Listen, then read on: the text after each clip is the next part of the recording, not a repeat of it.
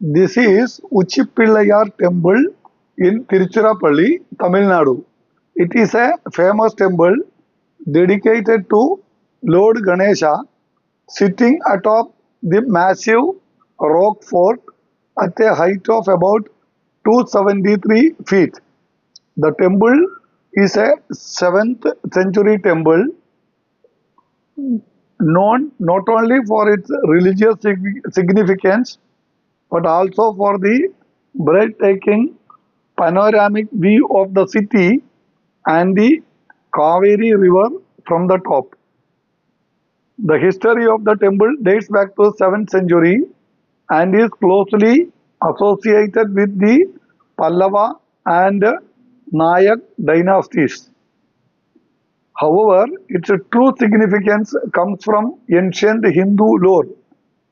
According to legend, after the Ramayana war, Vibhishana, the younger brother of Ravana, was gifted a Vishnu deity by Lord Rama. As he was carrying it to Sri Lanka, he stopped at Srirangam to perform his prayers.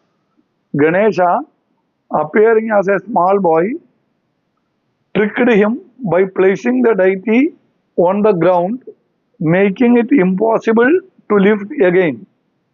When Vibhishana realized what had happened, he chased the boy, who ran up the rock and finally settled at the top as Uchipillayar, meaning Ganesha at the summit.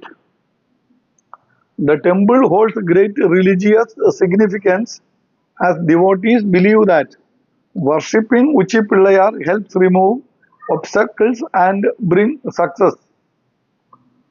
The climb to the temple involves steep steps, but pilgrims make the journey with devotion, often stopping at the Tayumanavar temple, a shrine dedicated to Lord Shiva on the way up.